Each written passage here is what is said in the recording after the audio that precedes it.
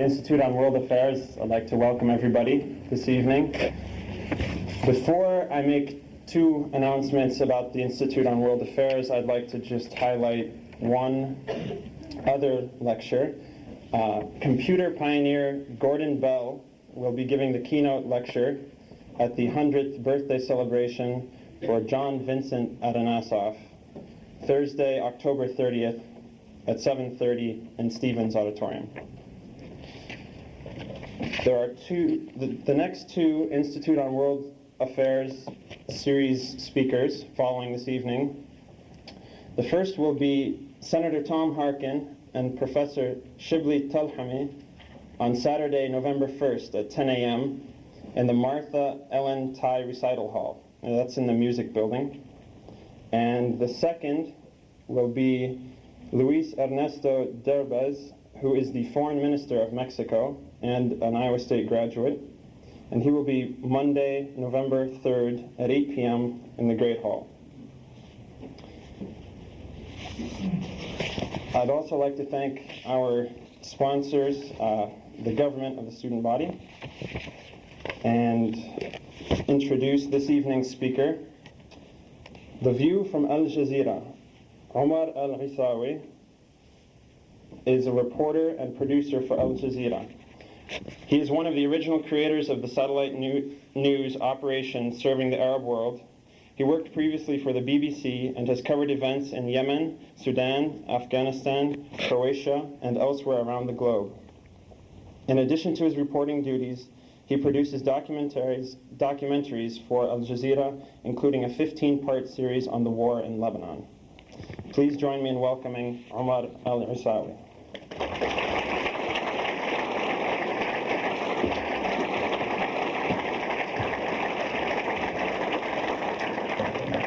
Good evening. Thank you very much indeed. It's a pleasure to be here. I've just come from the University of Nebraska, and they asked me to deliver a message to you. It's about a life and death matter. They're waiting for you, they say. And I was also pleased to find that I could smoke in my hotel room here, which Harvard wouldn't let me do. I'd like to talk to you about lots of things tonight. I'd like to talk to you about a bit about how I started in journalism.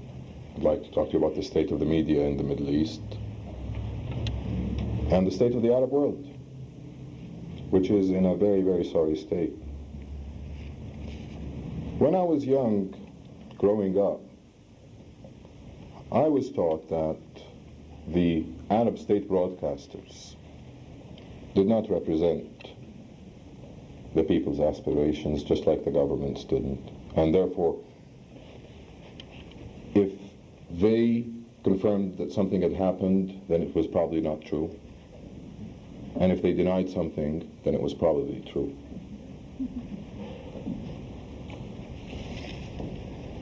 Coming to America for the first time in 1984 was an eye-opener, because I could see it was the presidential race at the time, Mondale versus Reagan. And it was the first time that I could observe the exchange of ideas and the debates, disagreements, which was something that we are not used to in a public forum back in the Arab world. The first time I became interested in going into journalism was in Beirut. I returned to Beirut in 1987 to live there for the first time in my life. I was born and raised in Kuwait. The country was at war. Militiamen would fight raging battles underneath people's balconies. Senseless killing. Sometimes they'd fight over sandwiches, and people would die. Some militiamen, but lots of civilians. One evening, the shelling started.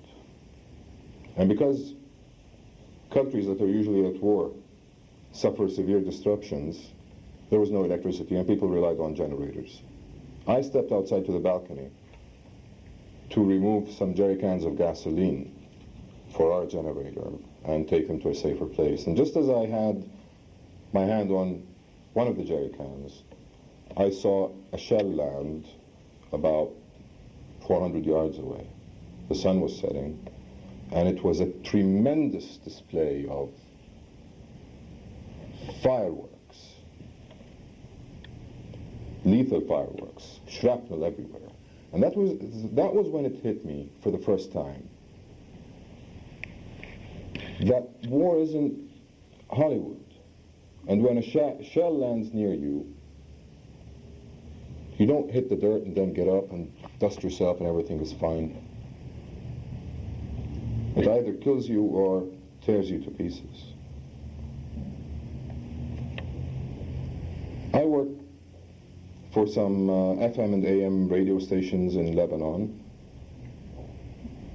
and then TV stations started to open up, so I worked for 2 of them over there. And at the same time, I would sometimes escort foreign correspondents who came to Lebanon to take them around the country, introduce them to the various regions, help them with interviews. But I got frustrated at the lack of progress that was being made, that I was making over there. So I started sending my resume out to various news organizations, the Associated Press, Reuters, WTN, CNN, the BBC. And one day the BBC writes back saying, we're interested in your application. They come over and they interview me. And I get a job with the BBC, so I relocate to London. And while there, they were interviewing people to get a reporter's post. I never bothered to apply. And one of my bosses comes up one day after the deadline had expired and said, why didn't you apply? And I said, I don't know. And he said, well, you were sick, right? And I said, yeah. And he goes and gets me an application, I fill it in, and I am interviewed and I become a reporter. My first assignment is in Yemen, and I'm sent to Yemen, and I don't know what I'm supposed to do. But I do remember that there was a World Service, BBC World Service TV correspondent, a British guy with me, and what we would do is we would split responsibilities. We'd split up and go in different directions so that Yemeni security would have a difficult time following us. And one day a Yemeni security guy in a Suzuki Vitara drives up to me and he says, where's the other guy? And I said, I don't know. And he says, well, you're one of us. You should tell us what's happening. I said, I haven't an idea. I also remember jumping out of my hotel room window in Sudan once to elude the guys who were sitting in the lobby watching us. It was all very interesting until I went to Afghanistan in 1995. By that time, Afghanistan was forgotten. Nobody cared about Afghanistan. The Soviets had withdrawn, and the Mujahideen had destroyed Kabul, or what remained of Kabul. It was a very sad sight. We flew in from Pakistan. We flew in on a Red Cross plane. The cameraman and myself. And we landed in Jalalabad, in Afghanistan, because they had to take on supplies over there and take them to Kabul. And we were informed that only one of us could remain on the plane because there was no space. So we discussed it, and I decided I would stay because the cameraman could arrive in Kabul and start filming. But I had to make my way to Kabul, so I saw that there was an Afghan Airlines cargo plane on that airfield, and I saw these pilots, and I went and I talked to them, and they were educated guys. And I noticed that the flag that they had on the tail of the plane, the Afghan flag, was the old one from the communist era. And I said, how come you guys still have this flag? You haven't changed it. And they said, because we don't like what's going on now, and we prefer the old one. I gave them some BBC pins and badges and pens, and I got on that plane,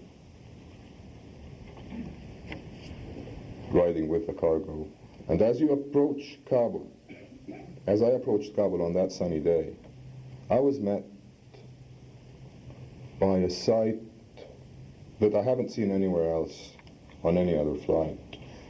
The ground just glimmered and glittered because of all of the broken glass, because all the windows had been blown away from all the fighting. We would sleep with plastic sheeting on the windows. because it was too expensive just to keep on replacing the glass, I suppose. When I got to Kabul, I went out into the streets, decided to see what the city was about. And I remember this old man walking around in the spring. It was chilly, and he had nothing on except something to cover his waist. And he was looking at me, and he was muttering.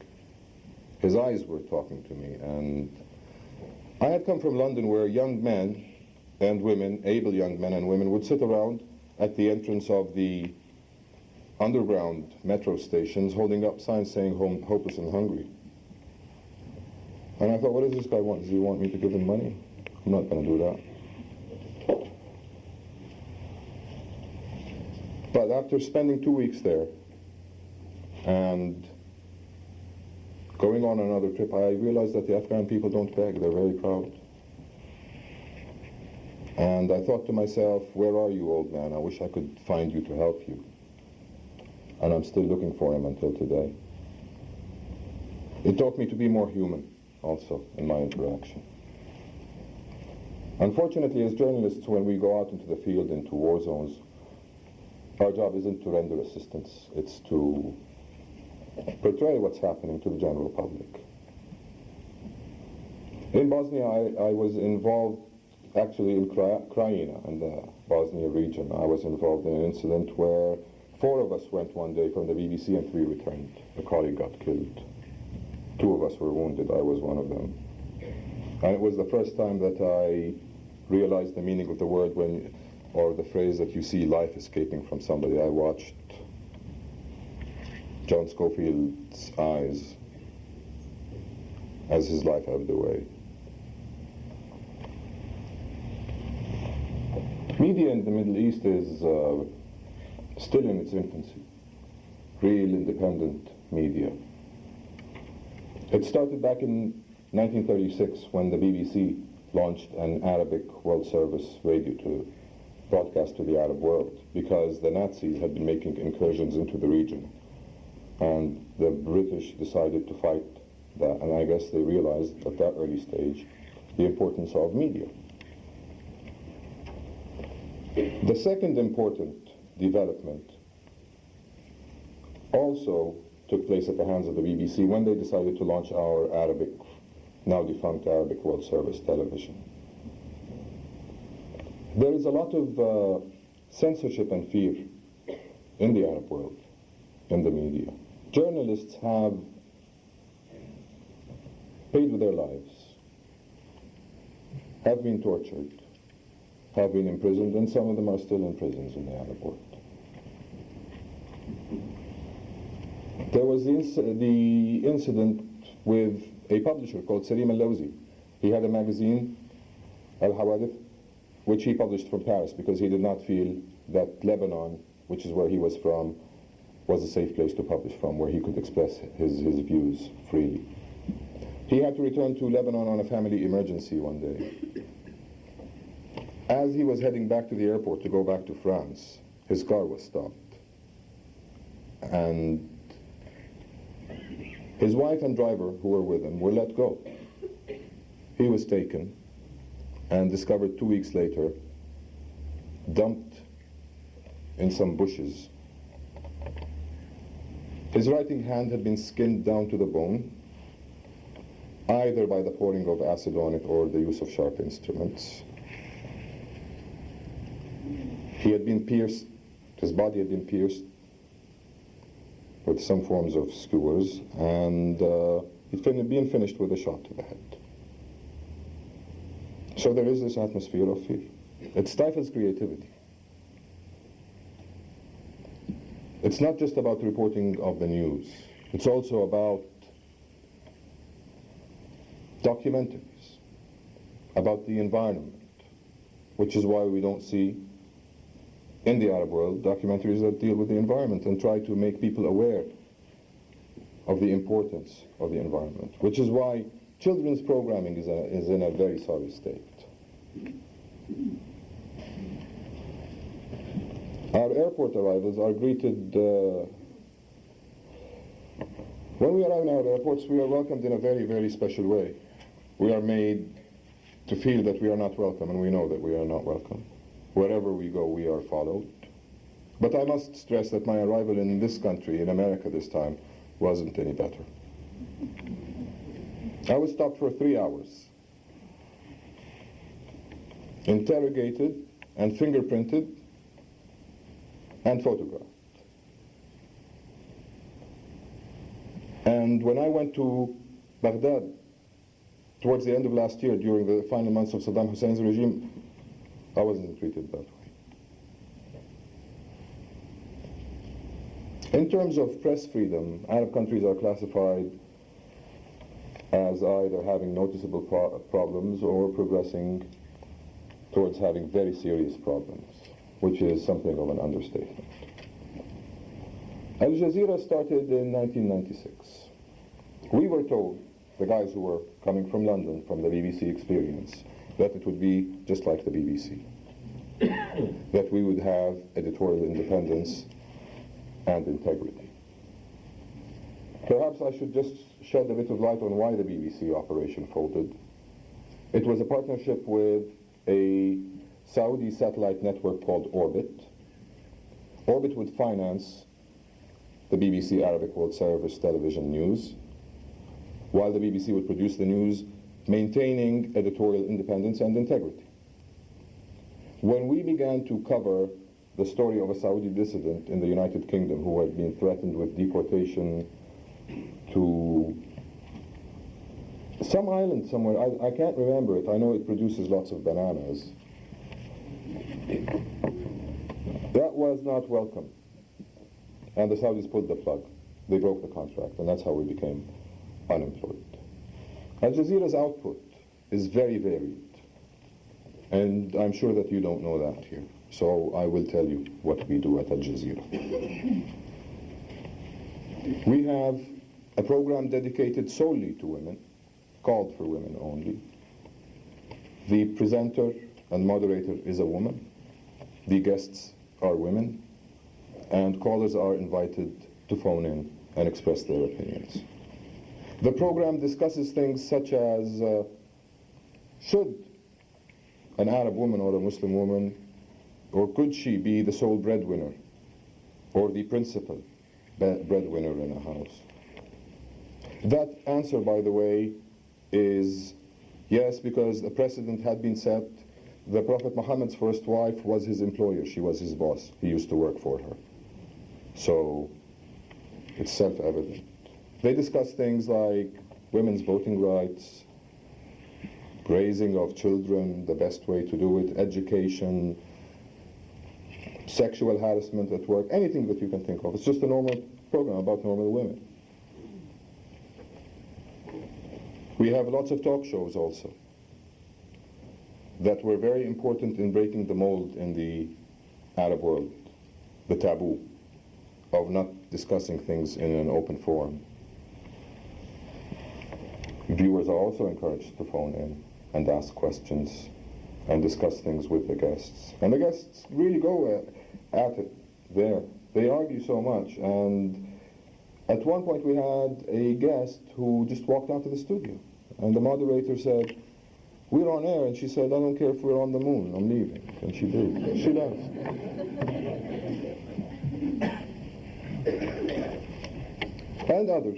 And other shows. Al Jazeera was the first broadcaster to host Israeli politicians and analysts and journalists. And I know that many of our viewers did not like that, which led to the label of us being Zionists or Zionist agents. We interviewed Ehud Barak. We gave an opportunity to Ariel Sharon to be interviewed, but he pulled out of it. And we had a former Israeli minister, at the time he was a minister, Sharansky, who was in Doha for an economic summit, physically within our Al Jazeera, in our studios. Because we don't believe in pulling the wool over our people's eyes, like the governments have done for so long. Because we believe in dealing with reality. And this is reality. And as a matter of fact, one of the principal reasons why we get so many complaints on the viewer opinion forum on Al Jazeera is, why do you guys have the name Israel on your map? But that's why. I've just told you why. It's got nothing to do with emotions. We're not in the emotions business. We're in the reality business, which is why we broadcast Osama bin Laden's tapes. Because they are news. Because they are newsworthy, and because we are certain that if we don't, somebody else will. And this is a cutthroat business. It's very competitive. But what happens when we broadcast an Osama bin Laden tape? It doesn't stop there, which is the part of the picture that you don't get because the media does not tell you that. They don't tell you that we have critiques and analyses of what has been said. They don't tell you that Arab journalists and analysts ridicule what he has said and criticize him. That he does a greater disservice than he does good. Our viewers get to hear that. And yes, you will get some people who will defend him. But this is an open forum. The important thing for us is that this is out in the open. How many people have taken up Osama bin Laden on his calls for Arabs and Muslims to kill Westerners? None. It's just his cells. And that has nothing to do with us. When Ayman al-Zawahiri recently called on Arabs and Muslims to go and find Westerners, be they in ones, twos, and threes in shopping centers, and follow them and kill them, how many were killed? None. Our viewers are smarter than that. We're trying to help educate and enlighten. In an Arab world that has been deprived of so many freedoms, so many frustrations, people over there, if they want to have a political discussion somewhere in the street, they look over their shoulders because they don't want to get a knock later on at night at their doors and they will disappear.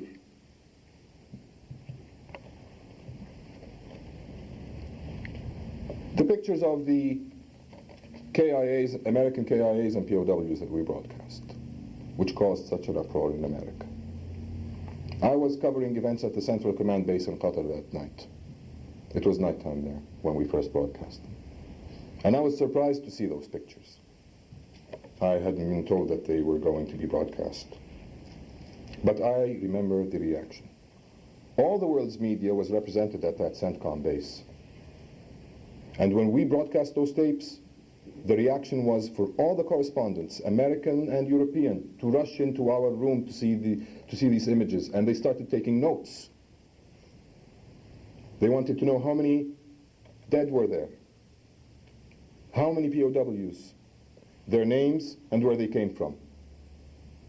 That was their reaction. The reaction was that it was a news story. Nobody raised any ethical or moral issues, which is how we treated it. It was claimed that Al Jazeera violated the Geneva Convention. Broadcasters don't violate the Geneva Convention, countries do. That is how we deal with these issues. And we did not set a precedent either. So many pictures have been broadcast in the past. When the famous film of Vietnamese police chief General Nguyen Loc Loan executing a Viet Cong prisoner in the middle of the street, that was broadcast to the American public in February of 1968. I think that's just as horrific. The pictures of dead babies that we broadcast, well, what about the picture of the Vietnamese girl running down the street with her skin peeling off?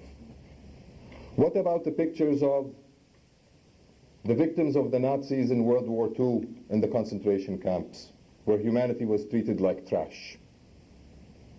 People were being bulldozed. Al Jazeera wasn't around then. It was others who broadcast such images. Which is why we refuse censorship. Delegations have arrived in Qatar complaining to the government of Qatar about what we do. Delegations from Arab countries.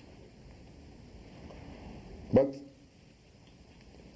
when complaints are made also from the American end, we view that as an attempt to restrict our freedom. Because there is no malicious intent on our part. And people are not told that over here, unfortunately. You don't see what we do. We've been broadcasting for 7 years. How much do you know of our output and the content of our programs? You know about these pictures, Bin Laden and Iraq. That is just not fair, and the world, I suppose, is not a fair place. So we've been accused of being agents of Bin Laden and Saddam and the CIA and the Mossad and some others. Saddam one day had a speech, and the Iraqis wanted us to broadcast his speech in full. No, of course not. We refused. That was their condition. If we wanted that exclusive, we would broadcast his speech in full, and we declined. But some people will come out and say, well, you didn't report on everything that was taking place in Iraq when Saddam was there.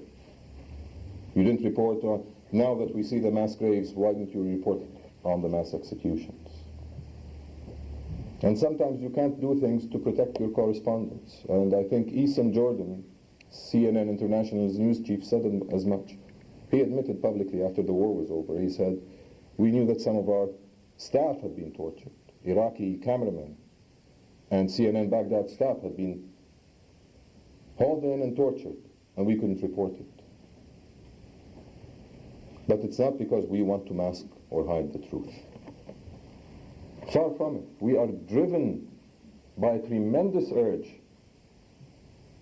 to reveal the truth to our people as much as we can.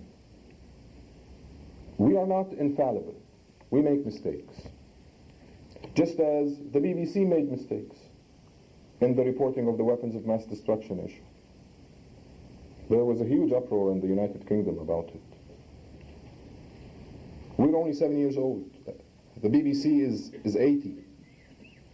But we're trying very hard. We've got these 5 W's of journalism. We've got the principles of objectivity and professionalism, and we try to pursue them as much as we can. It's very difficult in that part of the world. Because when our journalists simply go back to their home countries on vacation, they are invited to the local intelligence department for a coffee or a tea and are asked about Al Jazeera, about people at Al Jazeera, so that the files can become thicker and higher. I don't know what purpose it serves. That's what happens. Journalists from Western countries know that they have their governments backing them. If any of them gets into trouble, their governments are not going to sit around and say nothing. We know nobody cares about us. And so many times it's our governments that persecute us. So we take a greater risk. And there is this heartbeat factor in Arab airports that Arab journalists suffer from. The increase in the heart rate. When you land and you're just wondering, what are they going to ask me about now? Do they know I've done that or said that in a report or whatever?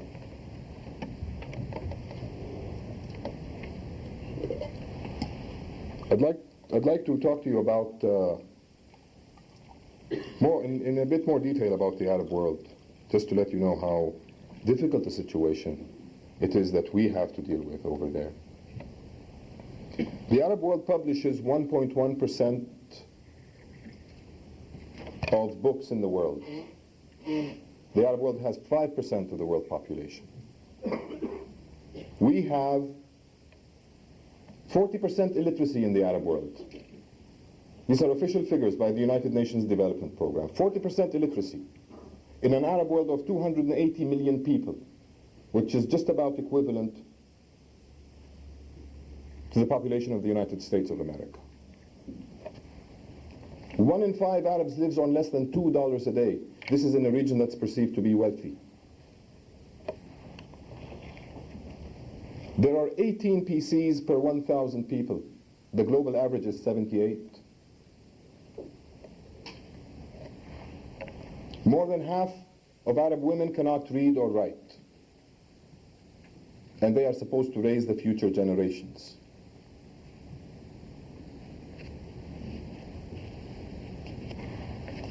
Algiers, the capital city of Algeria, the center of power, receives water twice a week for 3 hours each time.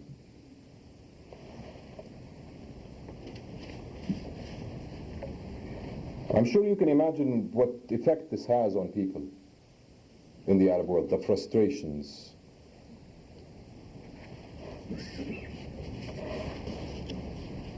There are 3 major deficits in the Arab world: freedom and knowledge and women's empowerment. Now, the problem with the women's issue is that so many times it is made to sound as if it's the fault of the religion. It's the result of the tenets of Islam, which is not true. Egyptian women got the right to vote, the full right to vote, before British women did, in the 20s of the last century. I think it's got more to do with ignorance, because we talk about scientific terms like illiteracy that can be measured, but let's also try to imagine the issue of ignorance. These are usually, the problem lies with customs and traditions and not religion, because the history of Islam, we saw successive Islamic civilizations that contributed positive achievements to the world, because there was an atmosphere of openness and tolerance, in which minorities played a great part, both religious and ethnic minorities. You often hear in the West yourselves being described as infidels, which is also not true, because in Islam, Jews and Christians are called the people of the book. And that is why Muslims are allowed to marry, permitted to marry Jews and Christians. Which is why a Muslim, if he cannot find, or she cannot find halal food, is permitted to consume kosher food.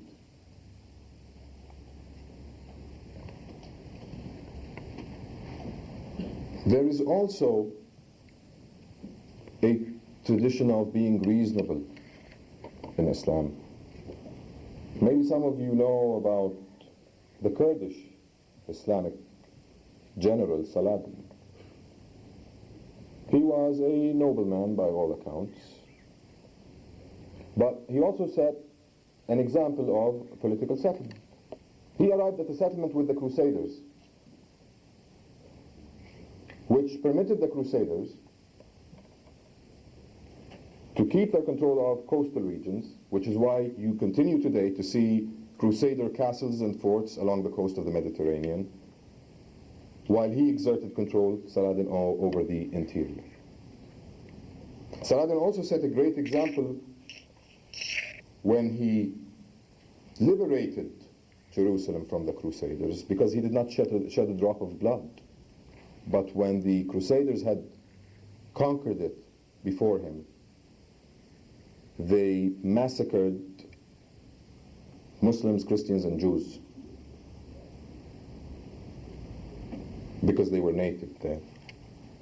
Therefore, you must understand, when the term crusade is used by political leaders, politicians in the West,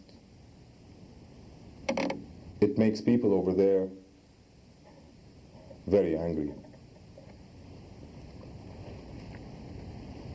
The West is also accused in the Arab world of having just paid lip service to the issues and values of democracy and human rights and freedom of speech. And I believe accused rightly so. Because for decades the West decided that it was going to, as much as it could, support the status quo of so-called stability in the Arab world. But things were not stable. Underneath the surface, things were at a boiling point, and they did boil over. And in today's world of diminishing boundaries and borders, you can't isolate an incident to a specific region or location. Everybody is affected today.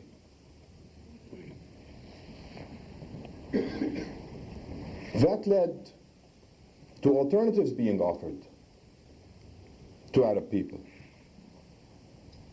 These alternatives were organizations like Hamas and Hezbollah. Hamas, of course, started off being officially licensed by the Israeli government as a means of competing for influence with Arafat's Fatah.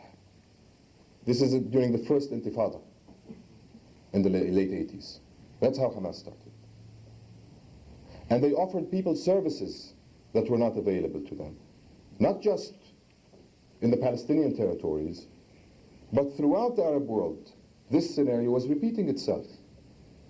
These religious organizations were providing people with medical care, education, building orphanages, all sorts of social support services that the governments had failed to provide to the people.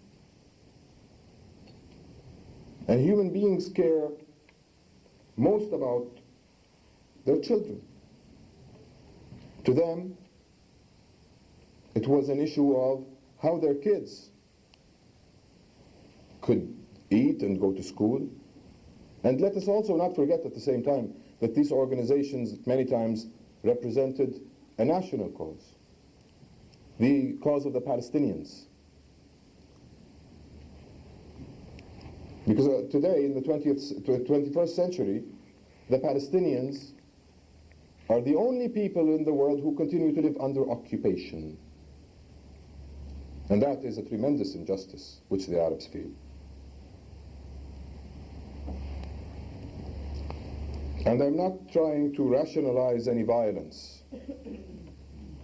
I'm just trying to explain to you how things happen over there and why. Extremists have existed in all societies throughout history, but usually they were limited to the peripheries of society. Now we see extremist organizations center stage because of the absence of real leadership. But there is a silent majority in the Arab world, real decent people who continue to want to educate their children and offer them a better future, because nobody enjoys having their children die.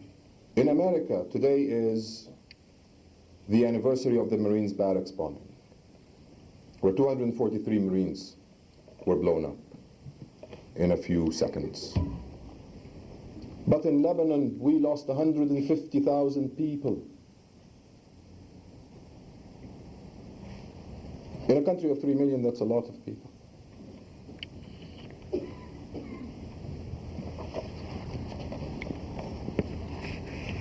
That is why it's very important for, in my view, for Western governments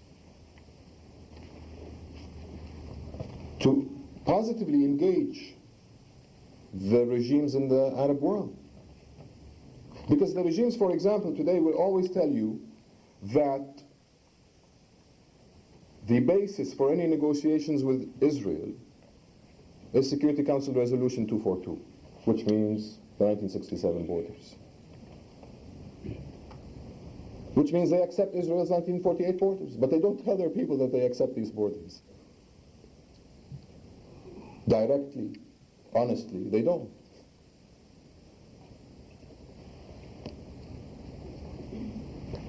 Why are sanctions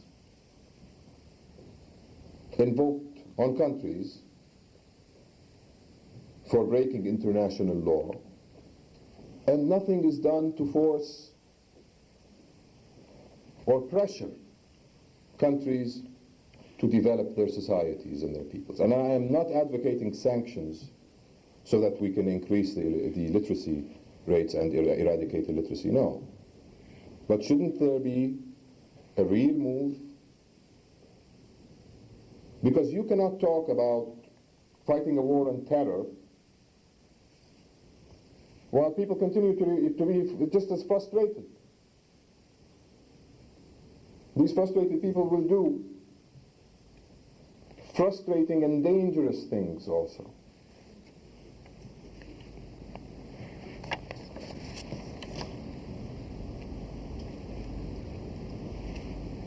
We have countries that have just started to go into private banking now in the 21st century.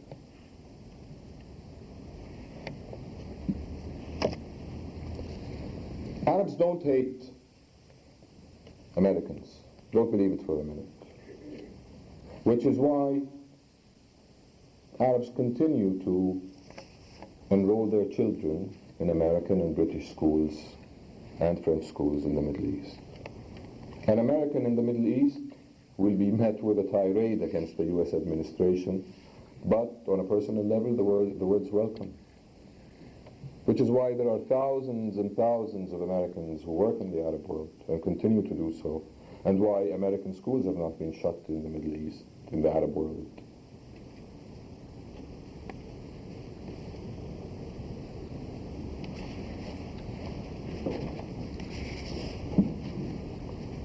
You have many Arabs who have made America their home. We need them back there, but they are also frustrated. I know the case of some Yemenis who started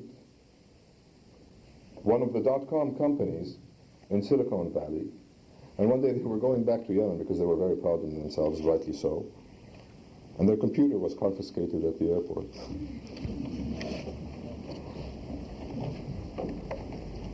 And there is an Arab responsibility, of course. I'm not just laying everything at the West's doorstep here. It's also up to us, and we're trying as much as we can. And in the media, there are more broadcasters starting up here and there. But things need to filter down from the top. And human touches need to take place more frequently. The case of the Egyptian twins being separated over here in America. Who performed that surgery? Was it the great Satan?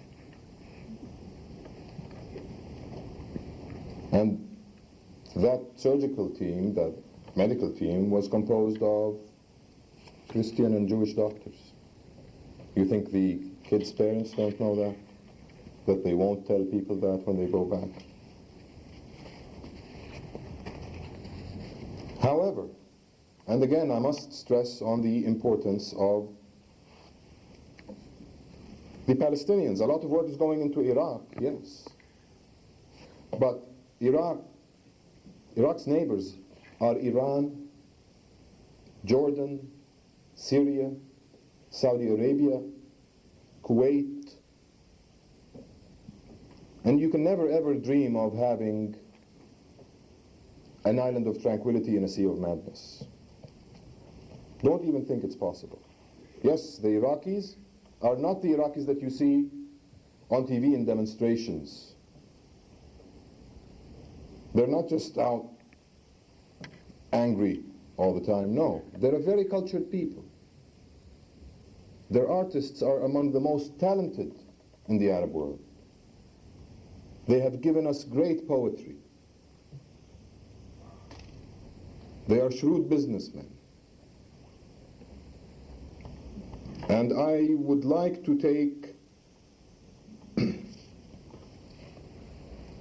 the West at its promise, that it's up to the Iraqi people to decide, and I hope that that can be done, but I hope also that more can be done in the Israeli-Palestinian conflict.